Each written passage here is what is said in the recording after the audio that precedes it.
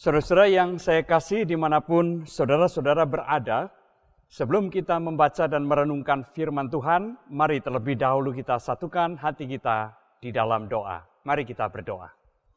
Bapa di dalam surga yang kami sapa dan kami sembah di dalam Tuhan Yesus Kristus, sesaat lagi kami akan membaca dan merenungkan firman-Mu. Kami memohon pertolongan dan pimpinan dari Tuhan, supaya hati dan pikiran kami boleh diterangi, boleh dibuka oleh Roh Tuhan sendiri. Dan kami juga dimampukan untuk memahami dan menyambut setiap firman itu dengan penuh sukacita, dengan penuh kepatuhan dan ketaatan. Terima kasih Bapa, pakailah juga hamba-Mu ini di dalam segala keterbatasan dan kelemahannya. Kiranya Tuhan yang memampukan hamba-Mu ini untuk menyampaikan segala sesuatu yang penting untuk kami renungkan bersama sebagai umat Tuhan, sebagai umat yang telah Tuhan selamatkan. Di dalam nama Tuhan Yesus kami berdoa. Amin.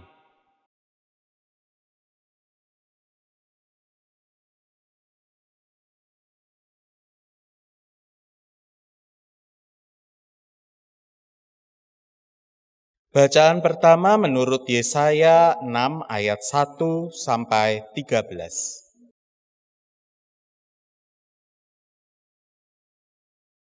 Dalam tahun matinya Raja Uzia, aku melihat Tuhan duduk di atas tahta yang tinggi dan menjulang, dan ujung jubahnya memenuhi bait suci. Para serafim berdiri di sebelah atasnya. Masing-masing mempunyai 6 sayap. 2 sayap dipakai untuk menutupi muka mereka. 2 sayap dipakai untuk menutupi kaki mereka. Dan 2 sayap dipakai untuk melayang-layang. Dan mereka berseru seorang kepada seorang, katanya, Kudus, kudus, kuduslah Tuhan semesta alam, seluruh bumi penuh kemuliaannya. Maka bergoyanglah alas ambang pintu, disebabkan suara orang yang berseru itu, dan rumah itu pun penuhlah dengan asap. Lalu kataku, celakalah aku binasa, sebab aku ini seorang yang najis bibir, dan aku tinggal di tengah-tengah bangsa yang najis bibir. Namun mataku telah melihat Sang Raja, yakni Tuhan semesta alam. Tetapi seorang daripada serafim itu terbang mendapatkan aku. Di tangannya ada bara yang diambilnya dengan sepit dari atas mezbah. Ia menyentuhkannya kepada mulutku serta berkata, Lihat, ia telah menyentuh bibirmu, maka kesalahanmu telah dihapus dan dosamu telah diampun. Lalu aku mendengar suara Tuhan berkata, Siapakah yang akan kuutus, dan siapakah yang mau pergi untuk aku? Maka sahutku, Ini aku, utuslah aku. Kemudian firman-Nya, Pergilah dan katakanlah kepada bangsa ini, dengarlah sungguh-sungguh, tetapi mengerti jangan. Lihatlah sungguh-sungguh, tetapi menanggap jangan. Buatlah hati bangsa ini keras, dan buatlah telinganya berat mendengar, dan buatlah matanya melekat tertutup, supaya jangan mereka melihat dengan matanya, dan mendengar dengan telinganya, dan mengerti dengan hatinya, lalu berbalik dan menjadi sembuh. Kemudian aku bertanya, Sampai berapa lama ya Tuhan? Lalu jawabnya, Sampai kota-kota telah lengang sunyi sepi, tidak ada lagi yang mendiami, dan di rumah-rumah tidak ada lagi manusia, dan tanah menjadi sunyi dan sepi. Tuhan akan menyingkirkan manusia jauh-jauh, sehingga hampir seluruh negeri menjadi kosong. Dan jika di situ masih tinggal 1/10 dari mereka, mereka harus sekali lagi ditimpa kebinasaan. Namun keadaannya akan seperti pohon beringin dan pohon jawi-jawi, yang tunggulnya tinggal berdiri pada waktu ditebang. Dan dari tunggul itulah akan keluar tunas yang kudus. Demikianlah sabda Tuhan. Syukur kepada Allah.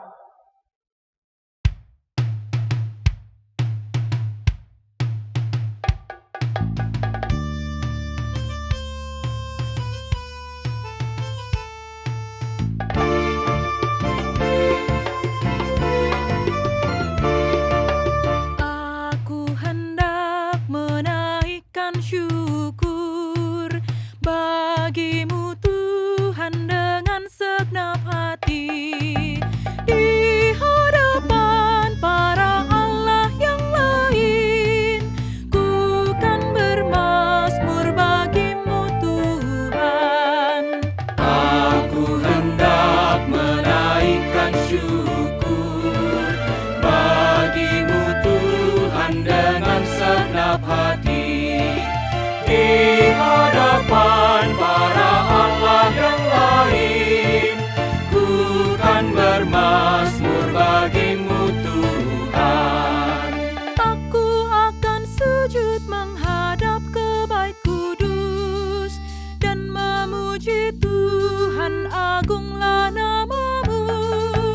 Karena kasih-Mu juga karena setia-Mu, karena janji-Mu melebihi semesta. Aku hendak menaikkan syukur bagimu Tuhan dengan segenap hati di hadapan para Allah yang lain. Ku kan bermazmur bagimu Tuhan. Pada hari aku berseru kepadamu, ku yakin Engkau kan menjawab aku. Bahkan Kau tambahkan kekuatan baru, ya kekuatan baru dalam jiwaku. Aku hendak menaikkan syukur bagimu Tuhan dengan segenap hati di hadapan para Allah yang lain. Ku kan bermazmur bagimu Tuhan. Raja-raja bumi pun bersyukur padamu karena mendengar janji dari mulut-Mu. Dinyanyikannya tentang jalan-jalan-Mu, karena besar kemuliaan-Mu Tuhan. Aku hendak menaikkan syukur bagimu Tuhan dengan segenap hati di hadapan para Allah yang lain. Ku kan bermazmur bagimu Tuhan. Walau Tuhan itu sungguh tinggi mulia, namun Ia tetap mau melihat yang hina. Tapi kepada orang-orang yang sombong,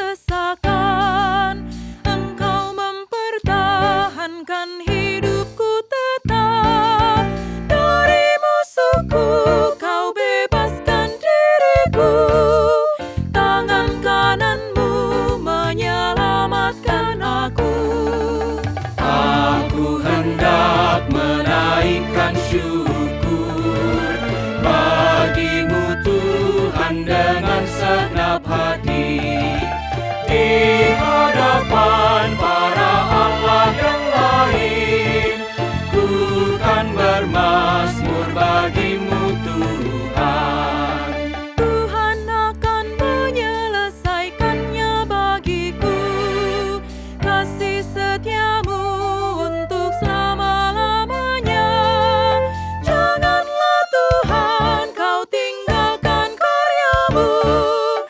Jangan tinggalkan perbuatan tanganmu.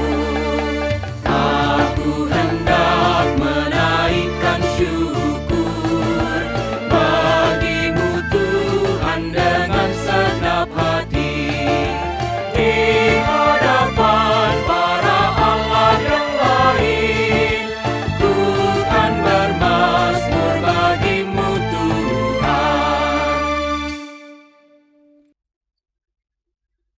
Bacaan kedua menurut 1 Korintus 15 ayat 1 sampai 11.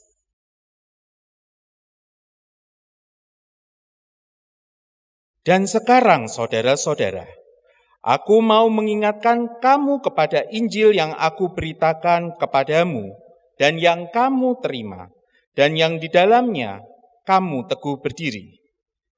Oleh Injil itu kamu diselamatkan, asal kamu teguh berpegang padanya, seperti yang telah kuberitakan kepadamu. Kecuali kalau kamu telah sia-sia saja menjadi percaya. Sebab yang sangat penting telah kusampaikan kepadamu, yaitu apa yang telah kuterima sendiri, ialah bahwa Kristus telah mati karena dosa-dosa kita sesuai dengan kitab suci, bahwa ia telah dikuburkan, dan bahwa ia telah dibangkitkan pada hari yang ketiga sesuai dengan kitab suci.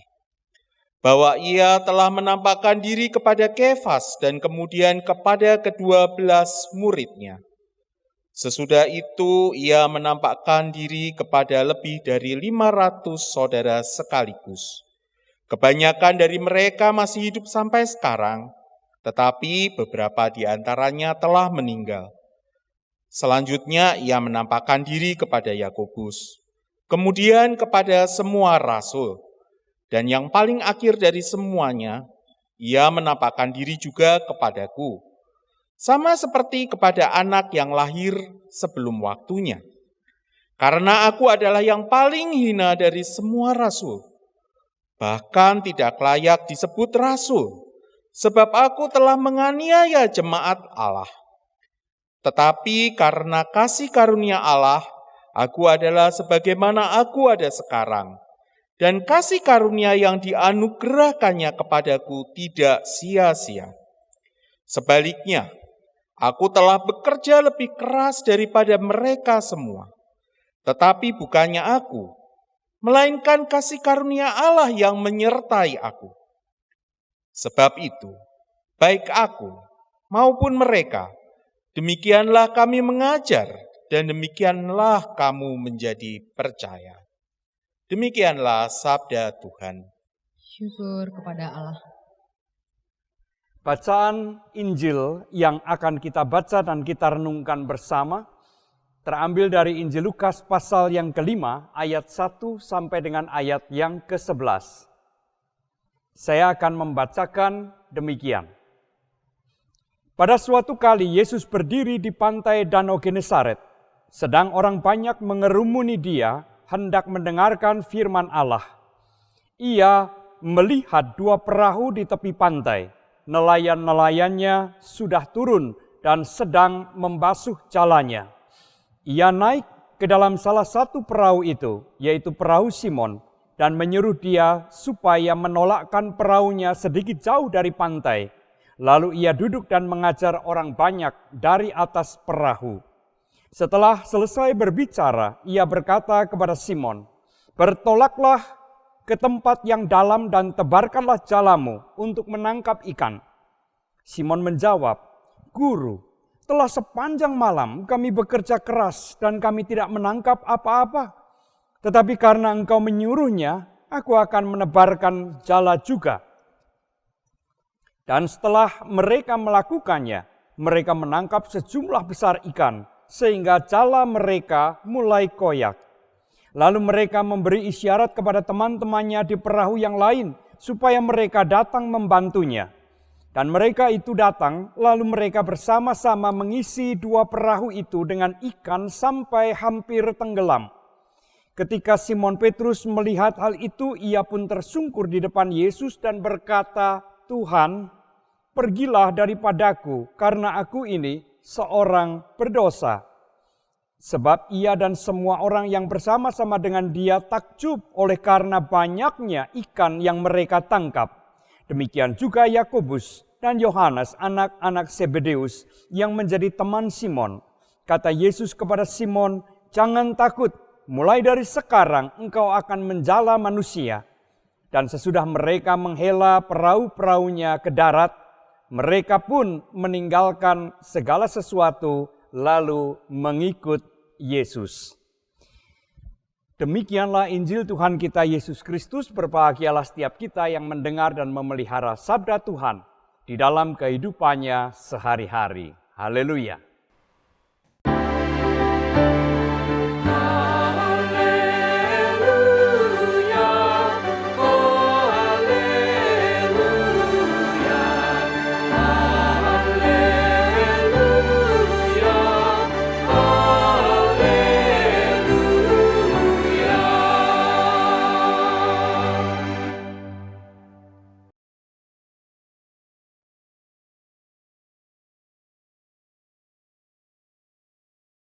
Saudara-saudara yang saya kasih di dalam Tuhan Yesus Kristus dimanapun saudara-saudara berada.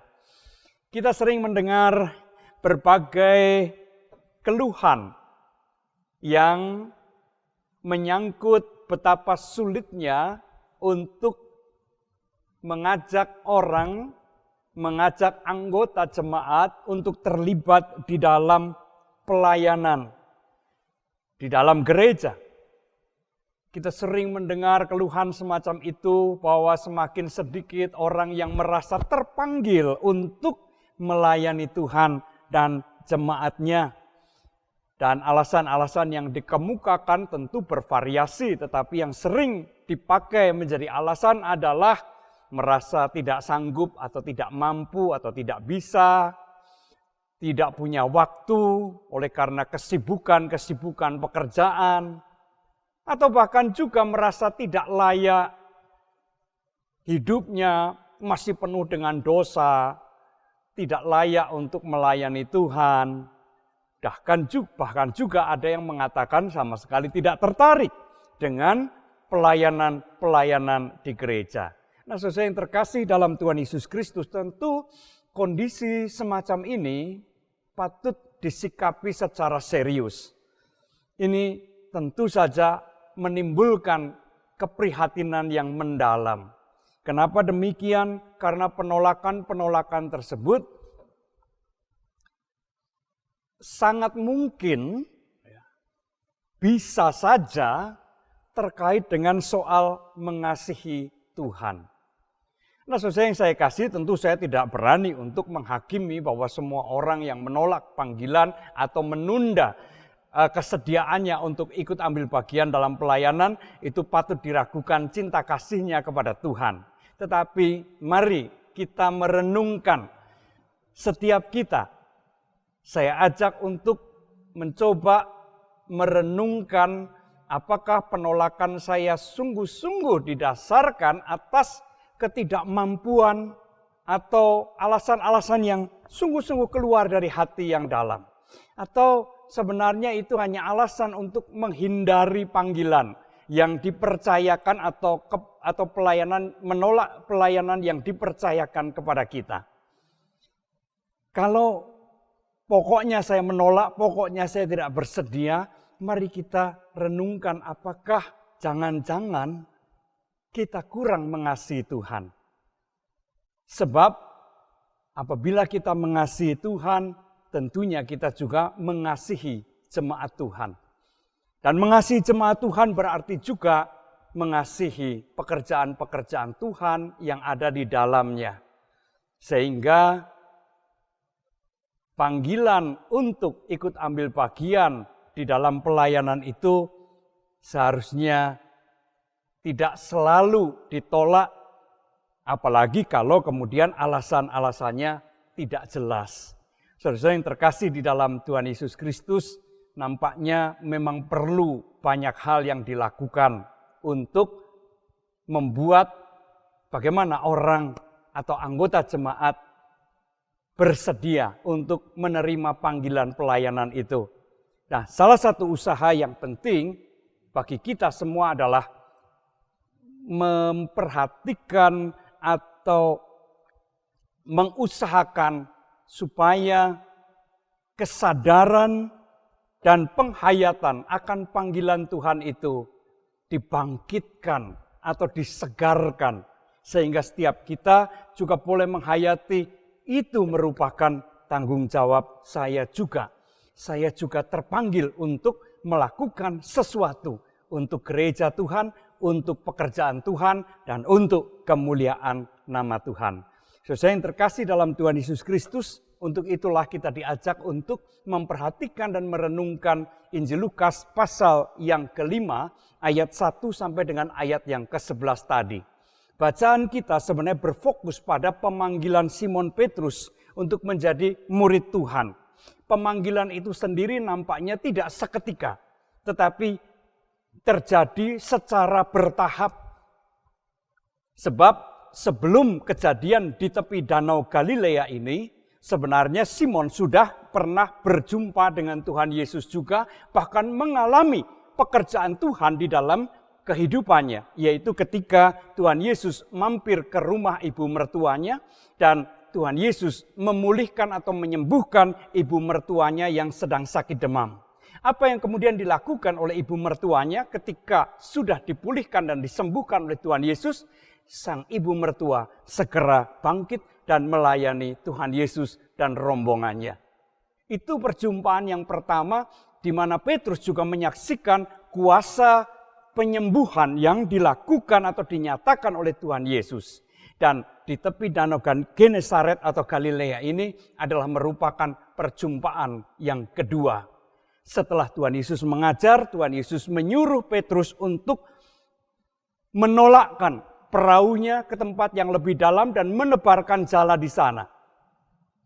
Petrus mengatakan semalam-malaman dia dan teman-temannya sudah bekerja keras dan tidak menghasilkan apapun. Tetapi karena Tuhan Yesus, karena Rabi memerintahkan, maka saya akan melakukannya. Dan ketika ia melakukan hal itu, ia sangat terkaget-kaget, ia sangat terkejut karena apa? Karena ia mendapatkan atau berhasil menjala ikan yang begitu banyak. Sehingga jalannya pun mulai koyak. Saudara-saudara yang terkasih dalam Tuhan Yesus Kristus, menarik untuk diperhatikan. Karena kemudian reaksi Petrus adalah, pergilah daripadaku. Ya Tuhan, ya Rabi, ya Guru, pergilah daripadaku, menjauhlah daripadaku, karena aku ini orang berdosa.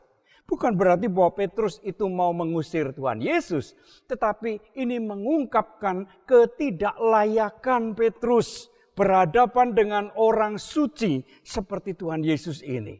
Rabi yang mengajar secara luar biasa dan menyatakan pekerjaan yang juga luar biasa. Saudara yang terkasih dalam Tuhan Yesus Kristus, mengapa Petrus menyatakan dirinya sebagai orang berdosa dan tidak layak di hadapan Tuhan Yesus?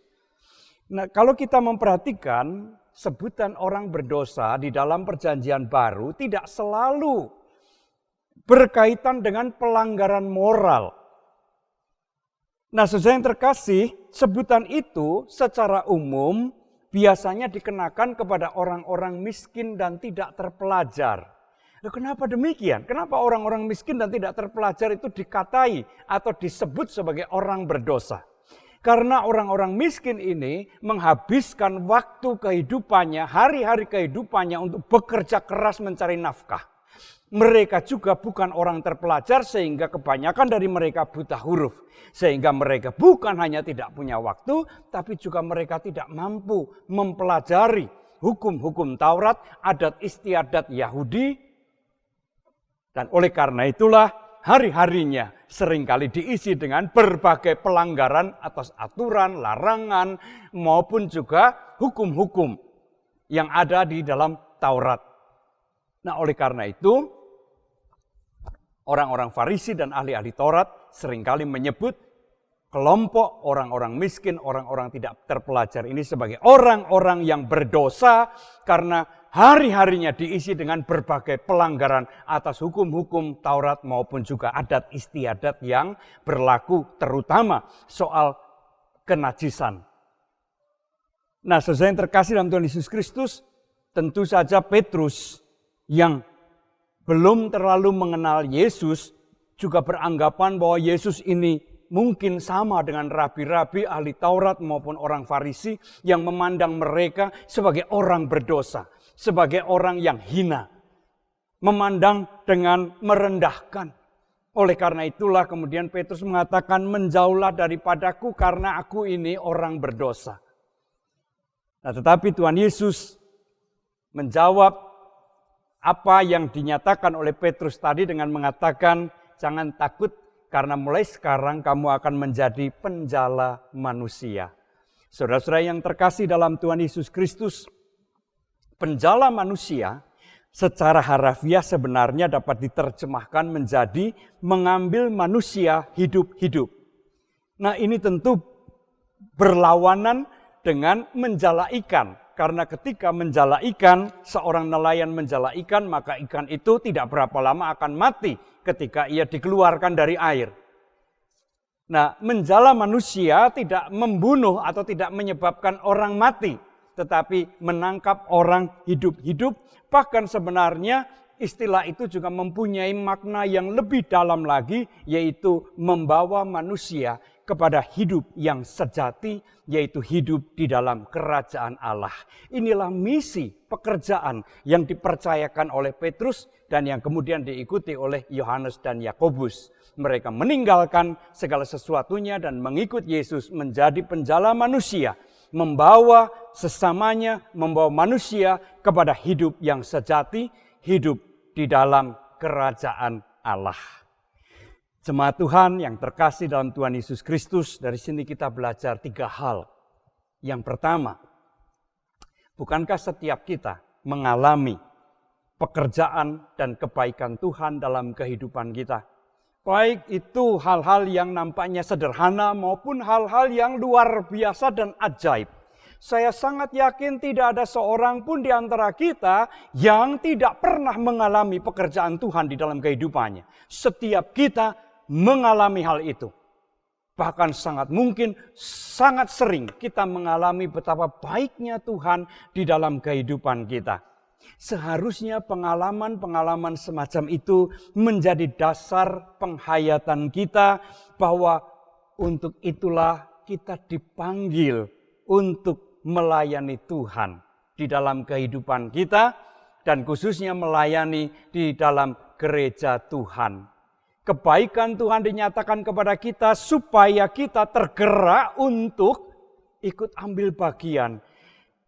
Merawat jemaat Tuhan, merawat umat Tuhan, menggembalakan mereka dan melayani mereka. Karena melayani mereka berarti juga melayani Tuhan sendiri. Itu hal yang pertama. Mari kita hayati. Mari kita letakkan penghayatan akan keterpanggilan kita di atas dasar pengalaman-pengalaman kita bersama dengan Tuhan. Mengalami kebaikan dan pertolongan Tuhan dalam kehidupan kita. Hal yang kedua, saudara yang saya kasihi, panggilan untuk ikut ambil bagian dalam pelayanan itu merupakan suatu anugerah dan kasih karunia dari Tuhan. Padahal kita ini sebenarnya siapa sih? Kita sama seperti Petrus yang menyadari ketidaklayakan kita. Kita ini sungguh manusia yang berdosa, yang tidak layak di hadapan Tuhan. Yang kita seringkali melakukan hal-hal yang tidak berkenan di hadapan Tuhan. Tetapi toh, bagaimanapun juga kondisi kehidupan kita, Tuhan mau memanggil kita. Tuhan mau mengajak kita untuk melakukan pekerjaan-pekerjaannya. Dengan demikian, ketika kita terpanggil atau dipanggil untuk melayani Tuhan, kita dilayakkan oleh Tuhan. Dan sudah barang tentu, apa yang Tuhan lakukan, kepercayaan yang diberikan kepada kita itu, kita sambut dengan penuh sukacita dan syukur. Dan kalau orang melayani sebagai ungkapan sukacita dan syukur, maka ia juga akan melakukan dengan sebaik-baiknya, memberikan yang terbaik bagi Tuhan. Hal yang ketiga, saudara, pelayanan yang dipercayakan kepada kita adalah pelayanan kerajaan Allah, yaitu membawa umat ke dalam kehidupan yang sejati. Kehidupan yang sejati itu paling tidak ditandai dengan dua hal yang penting, yaitu hidup yang percaya dan beriman kepada Tuhan, hidup yang bersandar berserah sepenuhnya kepada Tuhan, dan sekaligus juga hidup yang menikmati damai sejahtera dari Tuhan. Bagaimana pelayanan kita membuat iman jemaat itu bertumbuh. Bagaimana pelayanan kita menghadirkan damai sejahtera di dalam kehidupan umat Tuhan. Itulah pelayanan di dalam kerajaan Allah atau pelayanan yang membawa umat hidup dalam suasana kerajaan Allah. Dan itulah panggilan kita semua. Mari saudara, jikalau kita dipanggil untuk melayani, janganlah kita menghindar, janganlah kita menolak, tetapi mari kita berikan yang terbaik untuk kemuliaan Tuhan dan untuk kesejahteraan jemaat Tuhan. Tuhan memberkati kita semua. Amin. Sekarang mari kita masuk ke dalam saat teduh sejenak.